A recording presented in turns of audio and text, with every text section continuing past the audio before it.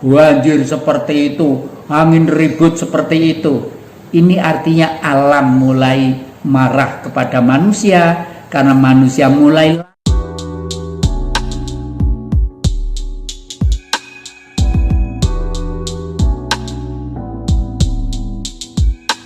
Karena sistem itu sudah pernah diuji di dalam kemasyarakatan baik secara nasional dan internasional. Misalnya Mojopahit mampu berkuasa 341 tahun gara-gara visi misi dan fondamennya jelas dan gamblang, dan oleh karena itu disegani oleh dunia internasional. Kenapa? Karena dunia butuh Indonesia. Butuh apanya? Butuh bahan-bahan untuk pala, merica, jahe, ya, semua. Bahkan sekarang ini di luar negeri banyak orang-orang bule yang dengan pengalamannya di sini, kenapa tanah begini, hanya membawa sedikit tanah di sini dikembangkan di sana, lalu menanam bangsanya sayur-sayuran, waduh, lebih hijau, lebih indah dan lebih seger dari Pulau Jawa. Di Pulau Jawa sendiri banyak orang yang mengeluh, ya, sawah-sawah sudah menjadi gedung, ya, sementara itu pohon-pohon yang lainnya ditebang semuanya sendirilah.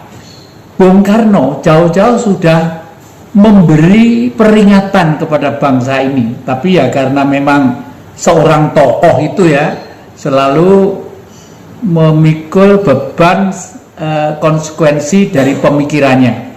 Pemikiran-pemikiran yang baru untuk memperbarui kekeliruan, maaf pakai bahasa umum, kebodohan, sangat sulit sekali. Itulah sebabnya setiap nabi selalu mengalami satu pertentangan, satu situasi, baik dalam lingkungan keluarga, baik lingkungan sahabatnya, baik lingkungan secara umum, selalu mendapat hantaman yang sangat gegap gempita. Tetapi karena itu dipilih oleh alam, maaf bahasa saya, dipilih oleh alam, tetap akan menyatu pikiran-pikiran kekuatannya dengan alam itu juga. Baru setelah alam itu ikut mengingatkan manusia, biasanya manusia itu baru sadar, oh ya ternyata benar Bung Karno ya. Baru sekarang ini saya berani membuka, ya, karena apa?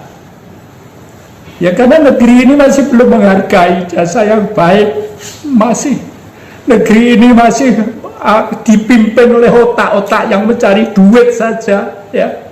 Seharusnya kita dengan Senayan diwakili oleh wakil-wakil rakyat, diwakili oleh siapa saja yang menganggap dia itu tanggung jawab, baik legislatif, eksekutif, atau yudikatif tentang republik ini. Bagaimana bisa menangani republik ini kalau fondamen dasar yang telah dicanangkan leluhur sudah tidak pernah dipakai? Maaf, sejak tahun 1974 Indonesia itu baik yang jadi presiden, yang jadi menteri, yang jadi gubernur, yang jadi apapun, tidak pernah tahu Pancasila itu apa. Karena sejak tahun 1974 oleh Orba sudah dirubah Pancasila, rubahnya juga sopan, ya, dijadikan P4 yang bunyinya antara lain P4 bukan tafsir dan sama sekali tidak menafsirkan Pancasila sebagaimana dasar negara yang tertera dalam Makadimah Undang-Undang Dasar 45 batang tubuh dan penjelasannya. Jadi jelas sekali toh. Jadi kalau begitu apa Pancasila sebenarnya? Nah, Bung Karno menemukan Pancasila memang pidatonya di depan sidang Dukur Cidumbi Josakai tanggal 1 Juni. Tetapi Bung Karno menemukan jati diri bangsa Indonesia itu tahun 27, tepatnya tanggal 4 Juli 1927 di Bandung Selatan. Oleh karena itu kemarin kira-kira 3 hari yang lalu warga dari sana diwakili 1 orang untuk menjenguk saya, datang ke sini, tidur di pedepokan saya 1 hari, ke sini rangkul-rangkulan, tangis-tangisan. Hanya 1 yang diminta, supaya kakek ini panjang umur. Aduh, saya tidak sampai hati menyampaikan seperti itu. Terus apa yang harus saya perbuat? Ya, satu-satunya jalan saya harus meneruskan. Dan sekaligus apa yang sekarang ini titik kelemahan bangsa Indonesia tidak bisa melaksanakan politik yang baik untuk negeri ini. Karena begini ya, berkali-kali saya utarakan di depan publik bahwa Pancasila itu kalau dulu gampang nih, anak SD atau tidak sekolah pun bisa. 5K, ketuhanan yang Maha Esa, kebangsaan, kemanusiaan, kerakyatan, keadilan sosial, titik. 5K. Dulu sekitar tahun 60, 61, 63 itu bunyinya. Setelah itu tahun setelah ada peristiwa 65, barulah orang barat ikut campur, khususnya Amerika, bahwa hak asasi manusia itu penting. Oleh karena itu, setelah kita percaya kepada Tuhan kita masing-masing, kemanusiaan itu harus diutamakan, jangan kebangsaannya. Itu bertentangan dengan hukum Tuhan. Baca Al-Quran. Di sini ada Al-Quran, ada Injil, ada Taurat, ada Zabur, semua kitab suci ada. Baca semuanya. Hei manusia, kuciptakan berlainan untuk saling kenal. Artinya memang kita diciptakan untuk berlainan saling kenal. Tetapi kalau kita itu menjadi kemanusiaan ditaruh nomor 2, ini tidak mungkin keadilan sosial nanti itu bisa terwujud. Karena apa? Manusia itu kalau diberi kebebasan sebebas-bebasnya, apa bedanya dengan binatang? Akhirnya menjadi binatang. Oleh karena itu secara politik negara kita itu kenapa seperti ini kemarin itu ya. Jadi maaf ya, jadi keadilan sosial itu tidak akan terwujud kalau kebangsaan itu tidak diutamakan. Karena manusia itu diatur bangsa. Kalau situasi sekarang ini namanya situasi liberal yang kapitalistis. Akibat apa? Akibat Senayan tidak bisa ngatur kita. Ya maaf loh ya. Demo kasar-kasaran, rusak-rusakan saya tidak setuju. Saya itu sebelum ada lain mungkin saya sudah demo ya. Saya kalau demo halus, pedoman saya wayang kulit. Wayang kulit yang paling menakutkan siapa? Wayang Purwoto. Arjuna itu kalau nggak cakil pentilaan, nggak kayak muter pentilaan, nggak seperti itu. Arjuna itu kalem, pikirannya bergerak. Oleh karena itu Arjuna lah yang nanti akan meneruskan generasi zaman baru, yaitu dengan lairing Parikesit sampai Parikesit jadi ratu lah. Berkaitan dengan tadi yang saya kabarkan bahwa besok terah Raja Ternate yang muda-muda mau ke sini minta diceritai oleh kakek ini. Kenapa negara itu kau harus menjadi ke sistem kerajaan?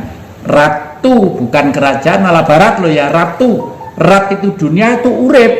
Seorang raja itu harus menghidupi semua yang ada di dalam negerinya. Kalau Indonesia di sini ada laut, ya laut harus terjamin, harus terjaga. Ikan-ikannya tidak boleh dibomi sewaktu-waktu. Silakan mancing, silakan jolo, tapi ngebom itu tidak boleh. Karena apa? Ngebom itu yang kecil-kecil ikut mati. Berarti Anda itu akan membunuh makanan Anda sendiri. Demikian juga nebang pun, jangan sembarangan ya. Sebelum ditebang yang gede, tanam dulu 5. Karena apa?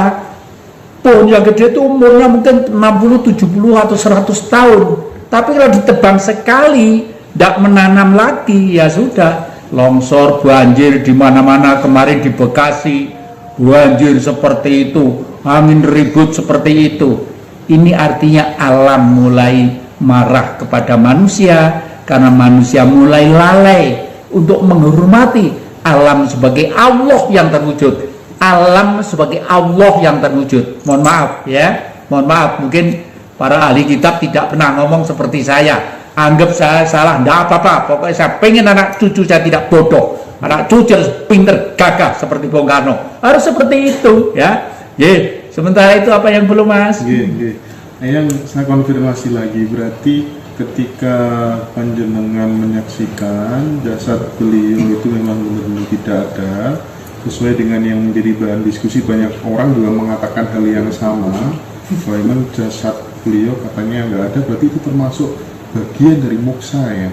Ya, termasuk bagian dari moksa. Jadi moksa itu ada beberapa tipe ya. Moksa tipe pertama, moksa dengan tubuhnya itu langsung hablur, hilang ya. Moksa yang kedua, moksa ala yang Prabu Jayabaya ya. Beliau itu moksa waktu itu meditasi di suatu tempat yang sudah diinginkan ya. Setelah itu diam aja, udah pasrah pasrah. Artinya siapapun, dimanapun, apapun, itu suatu saat masa terakhirnya sudah ada. Karena beliau sadar masa terakhir sudah ada, beliau diem silo gitu ya. Lah terus pasrah pokoknya, pangan macan yo ben, pangan bajul yo ben itu. Akhirnya kan dirambati rumput-rumput gitu. Rambati rumput-rumput, rambati ini, lalu lama-lama ketutup menjadi suatu ringin putih yang besar. Ya. Nanti adik-adik kalau kepedipaan saya kasih tahu ya, itu moksa yang 3. Lalu moksa ala Pangeran Diponegoro ya. Itu moksa tipe ketiga, Pangeran Diponegoro itu yang terakhir karena sadar bahwa perjuangan masih jauh, lalu melarikan diri ke timur, ke Jawa Timur. Di sini mendirikan suatu padepokan. Kalau bahasa agama disebut pesantren ya. Santri-santri diajari tentang budaya, tentang kepentingannya suatu bangsa, tentang manusia dan sebagainya. Setelah itu beliau sadar bahwa waktunya sudah akan selesai, akan ganti alam istilahnya, bukan mati ya, akan ganti alam gitu.